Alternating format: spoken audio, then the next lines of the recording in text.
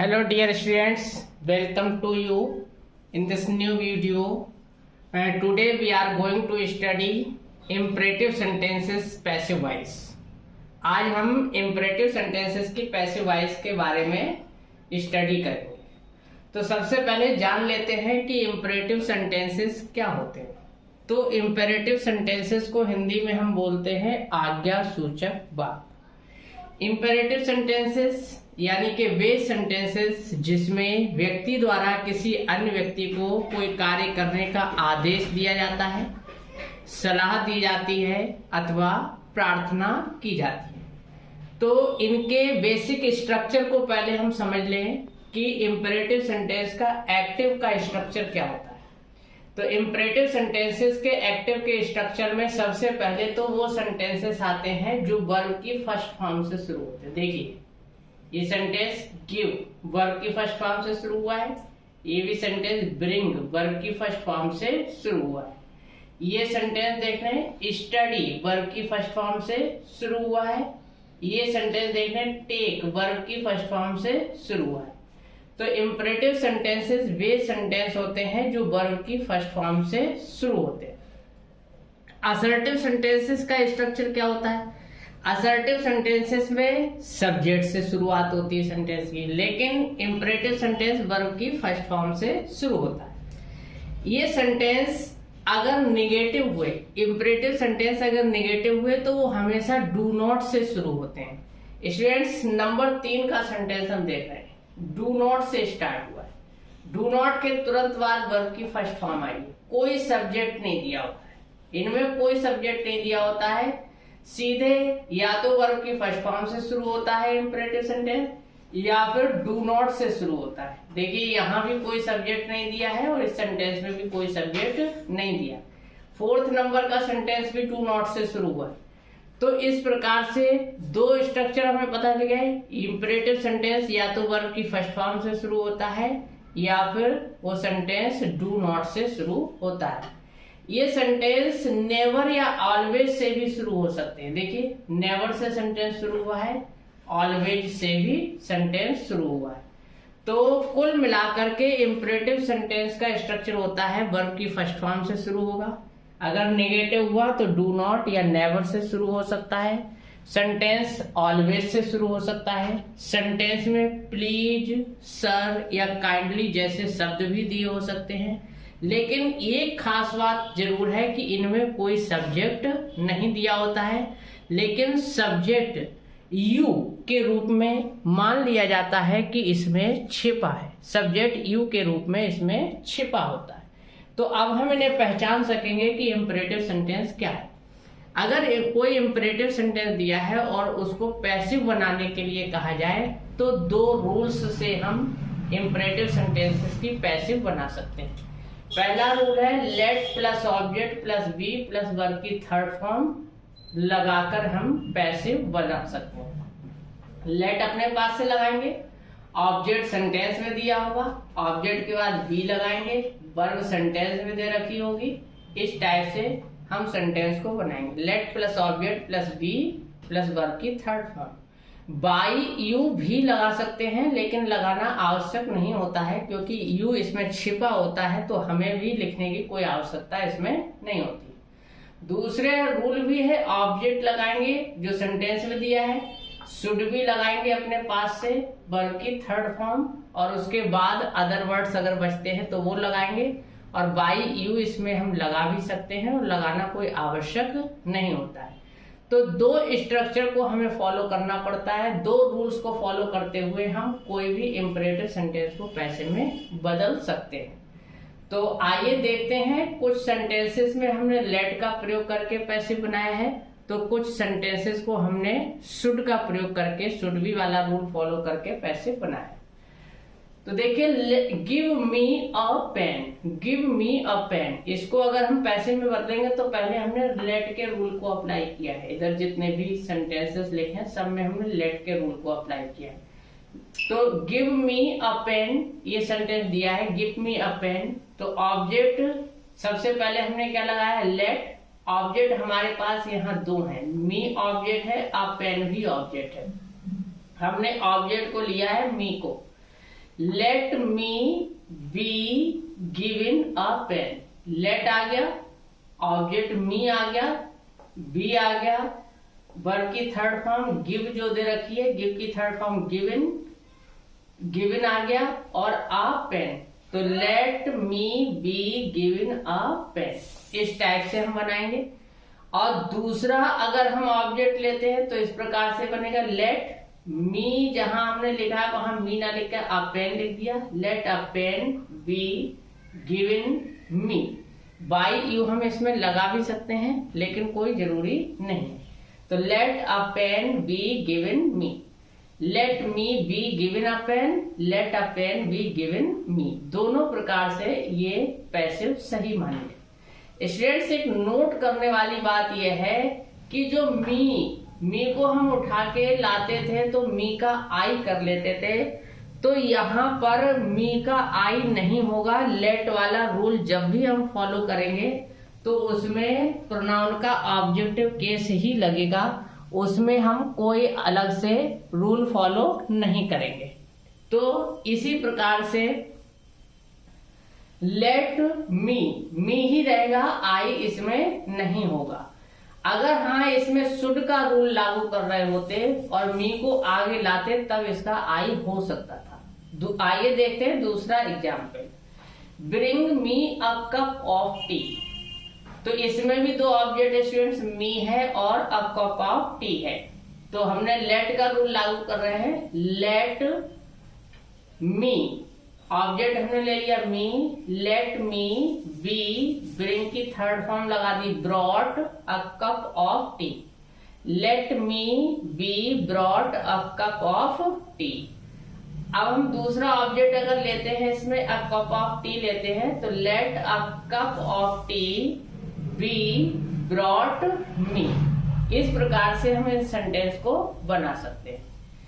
Students, अगर ये sentence do not वाला हुआ या नेवर या ऑलवेज वाला हुआ तो ध्यान रहे दोनों रूल में हमें बी मिल रहा है, तो बी से पहले नॉट की जगह कहाँ होगी, बी से पहले, और नेवर और ऑलवेज की जगह भी कहाँ होगी, बी से पहले। अगर सेंटेंस डू नॉट से स्टार्ट होता है तो डू हटा देते हैं और नॉट का प्रयोग बी से पहले करते हैं। लेट वाले में भी हम बी से पहले नॉट लगा लेंगे और शुड वाले में भी हम बी से पहले नॉट लगा लेंगे। अगर नेवर या ऑलवेज दिया है तो इन शब्दों का प्रयोग भी बी से पहले किया जाएगा। तो एग्जाम्पल देख लेते हैं, डू नॉट डिस्टर्ब मी। तो हमने डू को हटा देना है, डू को हटा देना है, तो डू को हटा दिया, लेट लगा दिया, लेट, ऑब्जेक्ट लगाया मी, अब बी और बी से पहले नॉट, लेट मी बी और बी से पहले not, let me not be disturb. तो स्टूडेंट्स इस प्रकार से बनेगा, let me not be disturb. अब ये सेंटेंस डू नॉट, जैसे यहाँ तो पूरा डू नॉट लिखा हुआ था तो डू हटा दिया, नॉट बचा, नॉट का प्रयोग बी से पहले लिया। कभी कभी डोंट लिखा होता, शॉर्ट में भी लिखा होता, तो जब तुम डू को हटा दोगे तो एंटी बचेगा, लेकिन नहीं, इसे अब तुम्हें कंप्लीट करके नॉट लिखना पड़ेगा, ये ध्यान रखना है। तो लेट, ऑब्जेक्ट हमारा है time, let time not be, ये शॉर्ट वाला नॉट यहाँ पर नहीं लिख पाओगे, नॉट एनओटी करके लिखना पड़ेगा, let time not be wasted. इस प्रकार से हम लेट का यूज करके सेंटेंसेस को बना सकते हैं। कुछ एग्जाम्पल्स हमने शुड का यूज करके भी पैसे बनाने के यहाँ पर डिस्कस किए हैं, तो देख सकते हैं एग्जाम्पल नंबर 5 में, study your books daily, study your books daily, इसमें हम दूसरा रूल लगा रहे हैं, object plus should be plus verb की थर्ड फॉर्म। तो स्टूडेंट्स ऑब्जेक्ट इसमें क्या है, study your books daily, object है इसमें योर बुक्स, डेली नहीं है, तो योर बुक्स इसका क्या है स्टूडेंट्स, ऑब्जेक्ट है। तो सबसे पहले हमें ऑब्जेक्ट की जरूरत पड़ रही, तो ऑब्जेक्ट हमने लिख दिया योर बुक्स। दूसरे नंबर पे क्या लगाएंगे, शुड बी अपने पास से। तीसरे नंबर पर वर्ब की थर्ड फॉर्म, स्टडी जो शुरू में दी है स्टडीड लिख दिया, और डेली जो लास्ट में लिखा है वो वैसे ही हमने नोट कर दिया। तो your books should be studied daily. Don't insult the poor इसको भी अगर हम शुड के नियम से बनाएंगे तो सबसे पहले ऑब्जेक्ट लाएंगे। ऑब्जेक्ट इसमें स्टूडेंट्स क्या है, द पुअर लिख लिया। शुड नॉट बी, नॉट की जगह कहाँ होती है, बी से पहले होती है, और डू को इसमें से क्या कर दिया जाता है, हटा दिया जाता है। यहाँ भी डू को हम हटा देंगे, लेट वाले में भी और शुड वाले में भी हम डू को हटा देंगे, और नॉट का प्रयोग कहाँ करेंगे, बी से पहले। तो ऑब्जेक्ट हो गया द पुअर, शुड बी, और बी से पहले क्या लगा लिया, not. The poor should not be insulted. Take care your health, तो ऑब्जेक्ट हो गया योर हेल्थ, शुड बी, और वर्ब की थर्ड फॉर्म टेक की थर्ड फॉर्म होगी taken care. Your health should be taken care. Never disturb the class, देखिए मैंने बताया था कि इस स्ट्रक्चर में नेवर और ऑलवेज भी हो सकता है। तो never disturb the class, object हमारा हो गया the class should never be disturb. Never और नॉट की जगह और ऑलवेज की जगह कहाँ है, बी से पहले। दोनों ही रूल में, चाहे हम लेट से बनाए चाहे हम शुड से बनाए, दोनों में ही ऑब्जेक्ट से बी से पहले इनकी जगह होती है। The class should never be disturb. Always speak the truth, तो द ट्रुथ ऑब्जेक्ट हो गया, the truth should always be spoken. The truth should always be spoken. तो इन दोनों रूल्स का प्रयोग करके हम इंपरेटिव सेंटेंस को पैसिव में ट्रांसफॉर्म कर सकते हैं। पहला रूल जो लेट से स्टार्ट होता है, let plus object plus be plus verb की थर्ड फॉर्म। दूसरा रूल जो object plus should be plus verb की थर्ड फॉर्म का प्रयोग करके हम पैसिव बना सकते हैं। ध्यान रखने की बात है, लेट वाले में प्रोनाउन का जो ऑब्जेक्टिव केस होता है वो ऑब्जेक्टिव ही रहेगा, उसको हमें सब्जेक्टिव में बदलने की कोई जरूरत नहीं है। और डू नॉट वाले सेंटेंसेस में से डू हटा देंगे, नॉट का प्रयोग हम बी से पहले करेंगे। लेट वाले में भी नॉट का प्रयोग बी से पहले होगा, शुड वाले में भी नॉट का प्रयोग बी से पहले होगा। और अगर सेंटेंस नेवर या ऑलवेज से स्टार्ट हो तो नेवर और ऑलवेज की जगह भी कहाँ होगी, बी से पहले होगी।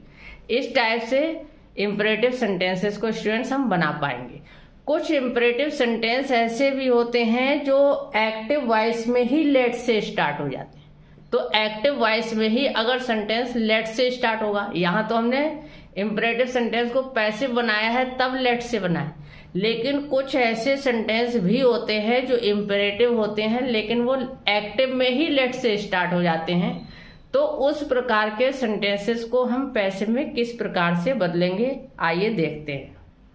डियर स्टूडेंट्स, तो देखते हैं लेट वाले कुछ एग्जाम्पल्स जिनके एक्टिव में ही लेट दिया होता है। तो एक्टिव में ही लेट दिया होगा, जैसे कि हम एग्जाम्पल नंबर फर्स्ट देख रहे हैं, let me do this work. अभी तक जो हमने स्ट्रक्चर पढ़ा था वर्ब की फर्स्ट फॉर्म से शुरू होने वाले imperative sentence, do not, never, always say शुरू होने वाले सेंटेंस, लेकिन यहाँ एक्टिव में ही लेट दिया है स्टूडेंट्स। तो अगर एक्टिव में ही लेट दिया होगा तो फिर हम क्या करेंगे, तो लेट जो दिया है वो लगा रहेगा, फिर हम लाएंगे डायरेक्ट ऑब्जेक्ट। डायरेक्ट ऑब्जेक्ट से मतलब है निर्जीव, नॉन लिविंग ऑब्जेक्ट लाएंगे, फिर बी जोड़ेंगे, वर्ब की थर्ड फॉर्म लगाएंगे और बाई लगा करके लास्ट में लिख देंगे इनडायरेक्ट ऑब्जेक्ट। इनडायरेक्ट ऑब्जेक्ट मतलब जो लिविंग ऑब्जेक्ट है। देखते हैं पहला sentence, let me do this work. Students यहाँ पर दो ऑब्जेक्ट हमें दिखाई पड़ रहे हैं, एक मी ऑब्जेक्ट दिखाई पड़ रहा है और एक दिस वर्क। तो यहाँ पर जो हम लेंगे ऑब्जेक्ट वो मी नहीं ले सकते, हम यहाँ पर लेंगे दिस वर्क और इसे लिख देंगे बाई मी। समझ में आ रहा है students? Late plus direct object, direct object से मतलब है निर्जीव वाला ऑब्जेक्ट लेंगे, फिर बी लगाएंगे, वर्ब की थर्ड फॉर्म और बाई लगा करके ये इनडायरेक्ट ऑब्जेक्ट वहां पर लिख दिया जाए। तो देखिए लेट की जगह लेट लिख दिया, डायरेक्ट ऑब्जेक्ट हमने लिख दिया दिस वर्क, बी लगाया, डू की थर्ड फॉर्म डन लगा दी और बाई मी ए इधर आ गया। दूसरा example, let me check your notebook. Let me see your notebook. यहां पर सी लिखा जाना चाहिए, let me see your notebook. Let me see your notebook. अब ये सेंटेंस दिया है तो हमने let me see your notebook, let को लिख दिया।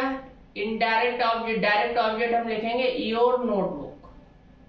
यहाँ पर मी एक ऑब्जेक्ट है, एक नोटबुक ऑब्जेक्ट है, तो पहले हम निर्जीव वाला लेंगे। जैसे कि यहाँ पर हमने दिस वर्क लिया था, यहाँ पर भी हम मी नहीं लेंगे, यहाँ पर हम लेंगे योर नोटबुक। तो लेट योर नोटबुक बी लगा दिया, वर्क की थर्ड फॉर्म, सी की थर्ड फॉर्म सीन बाई, और ये मी उठ करके इधर चला गया। Late us discuss the matter, late us discuss the matter, यहाँ पर मैटर 2 बार लिख गया है, 1 बार लिखना है। Let us discuss the matter. अब इस सेंटेंस में हम बनाएंगे तो हमारे पास देखिए एक डायरेक्ट ऑब्जेक्ट है अस और एक इनडायरेक्ट ऑब्जेक्ट है द मैटर। तो पहले हम द मैटर लेंगे। Let the matter be, discuss की थर्ड फॉर्म डिस्कस्ड बाई, और अस को इधर लिख दिया हमने, ठीक है। Let us discuss the matter, तो let the matter be discussed by us. Students, इस प्रकार से हम कुछ इंपरेटिव सेंटेंस जो ऑलरेडी लेट से स्टार्ट होते हैं उनको हम इस प्रकार से पैसिव बना सकते हैं। Let plus direct object plus be plus verb की third form plus by plus indirect object. Direct object निर्जीव और इनडायरेक्ट ऑब्जेक्ट सजीव। सजीव को बाई के बाद लिखेंगे, निर्जीव को लेट के बाद लिखेंगे। अब इसमें कुछ ऐसे सेंटेंस भी होते हैं जिनके प्रारंभ में प्लीज, सर या काइंडली शब्द दिया होता है, मतलब उनमें पोलाइटली रिक्वेस्ट की जाती है, किसी काम के लिए किसी व्यक्ति के द्वारा रिक्वेस्ट की जाती है। तो ऐसे सेंटेंसेस में प्लीज, सर या काइंडली जो शुरुआत में या लास्ट में दिया है, चाहे वो शुरू में दिया हो इंपरेटिव सेंटेंस के, चाहे लास्ट में दिया हो, उसे हटा दिया जाता है और शुरुआत में यू आर रिक्वेस्टेड टू जोड़ देते हैं। क्या जोड़ देते हैं students? You are requested to. ये इतना जो है वाक्यांश हम इसमें जोड़ देंगे, यू आर रिक्वेस्टेड टू। और ये यू आर रिक्वेस्टेड टू खुद में पैसिव में बना हुआ वाक्य है, इसलिए जिसमें भी जोड़ते हैं वो पूरा सेंटेंस पैसिव बन जाता है। बाद में कोई चेंज करने की आवश्यकता हमें नहीं होती। जैसे ये सेंटेंस है प्लीज हेल्प मी, इस सेंटेंस का हम प्लीज हटाएंगे स्टूडेंट्स, प्लीज हटा देंगे और ये हेल्प मी ऐसे ही रहेगा। हेल्प मी के आगे बस क्या जोड़ देना, तुम्हें यू आर रिक्वेस्टेड टू जोड़ देना।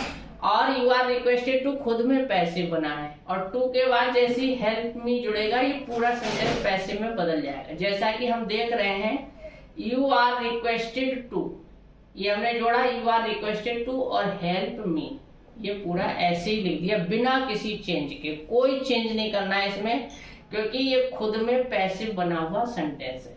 प्लीज चाहे शुरू में दिया हो चाहे लास्ट में दिया हो हट जाएगा और वाक्य के शुरुआत में यू आर रिक्वेस्टेड टू जोड़ दिया जाएगा। प्लीज भी हो सकता है, सर हो सकता है, काइंडली हो सकता है। तो प्लीज, सर या काइंडली इन तीन में से कोई सा भी शब्द दिया है इन्हें हटा दिया जाएगा और यू आर रिक्वेस्टेड टू जोड़ दिया जाएगा। लेकिन हाँ, सेंटेंस में नॉट भी आ जाए तो टू से पहले नॉट लग जाएगा। कहाँ लग जाएगा? टू से पहले। लेट वाले में, शुड वाले में बी से पहले लगता था और यहाँ कहाँ लगेगा? टू से पहले स्टूडेंट। तो you are requested to, order to, advise to, you are requested to, you are order to, you are advise to, सभी में टू से पहले नॉट आ जाएगा। जैसा कि एग्जाम्पल देखिए, do not disturb. Do not disturb, इसका हमें डू हटा देना है, डू हटा देना है और नॉट का प्रयोग कहाँ करना है? टू से पहले। प्लीज भी हटा देना, तो प्लीज हटाया हमने और डू भी हटा दिया। अब शुरुआत में हम क्या जोड़ेंगे? You are requested to, you are requested to और टू से पहले क्या लग गया? नॉट। और क्या बचा? Disturb. You are requested not to disturb. ये रूल हम तभी लगाएंगे जब सेंटेंस में प्लीज, सर या काइंडली दिया हो। तो प्लीज, सर या काइंडली चाहे शुरू में दिया हो लास्ट में दिया हो, इन शब्दों को हटा देंगे और वाक्य के प्रारंभ में यू आर रिक्वेस्टेड टू जोड़ देंगे। अगर हाँ सेंटेंस में डू नॉट भी आ जाए तो डू हटा दिया जाएगा और नॉट का प्रयोग टू से पहले किया जाएगा। अब देखिए स्टूडेंट्स लिखा यू आर ऑर्डर टू। अगर सेंटेंस में ऑर्डर दे रखा है, ऑर्डर दे रखा है तो हम लगाएंगे you are ordered to. Students, इन रूल्स को हम तभी लागू करते हैं, इन रूल्स को हम तभी लगाते हैं जब सेंटेंस में ऑर्डर दिया गया हो और ऑब्जेक्ट भी ना दिया हो। क्योंकि जो लेट वाला रूल पढ़ा तुम लोगों ने, शुड का रूल पढ़ा, उन दोनों में हमें ऑब्जेक्ट की जरूरत पड़ती है। लेकिन कुछ सेंटेंस ऐसे भी होते हैं जिनमें ऑर्डर दिया जाता है लेकिन ऑब्जेक्ट भी नहीं दिया होता, जैसे stand up, sit down, go away. अब इस टाइप के सेंटेंस दे रखे, स्टैंड अप तो इसमें कोई ऑब्जेक्ट नहीं है, सिट डाउन कोई ऑब्जेक्ट नहीं है, कीप क्वाइट कोई ऑब्जेक्ट नहीं है। तो इस प्रकार के सेंटेंस हम लेट या शुड के नियम से नहीं बना सकते, क्योंकि लेट और शुड के नियम में हमें ऑब्जेक्ट की जरूरत होती है।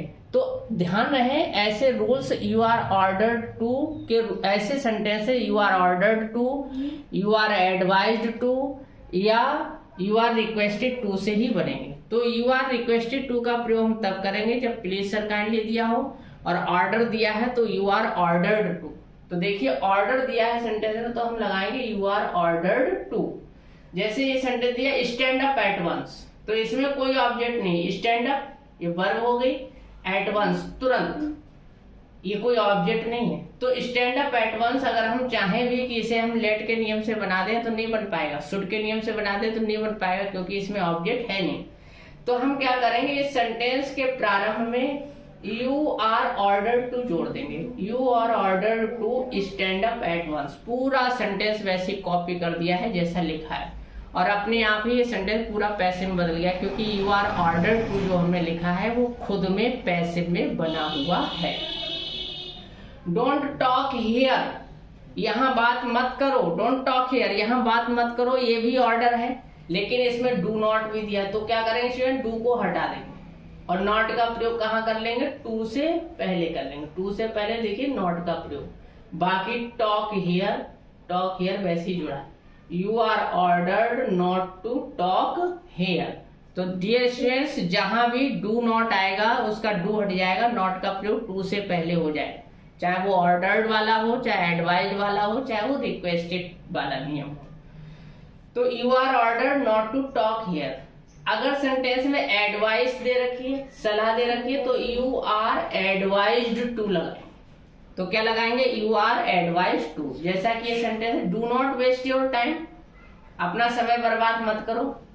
तो यहाँ पर स्टूडेंट्स एडवाइस दी गई है, क्योंकि हम किसी को जबरदस्ती समय बर्बाद करने से नहीं रोक सकते। तो इस कंडीशन में हम केवल उसे सलाह ही दे सकते हैं, जहां पर हम अपनी कही बात को फोर्सफुली किसी पर लागू नहीं कर सकते, तो वहां पर केवल सलाह होती है। जैसे हम किसी से कहें कि सदैव सच बोलो, तो कोई जरूरी नहीं है कि वो हमारे कहने से सच बोलने लगे, और हम फोर्सफुली उससे सच बुलवा भी नहीं सकते स्टूडेंट्स। तो स्टूडेंट्स, जहां हम कोई भी अपनी बात को फोर्सफुली किसी पर लागू नहीं करा सकते, तो ऐसी कंडीशन में एडवाइस का ही प्रयोग होता है। जहां हम कोई बात को अपनी फोर्सफुली लागू करवा सकते तो वहां ऑर्डर होता है।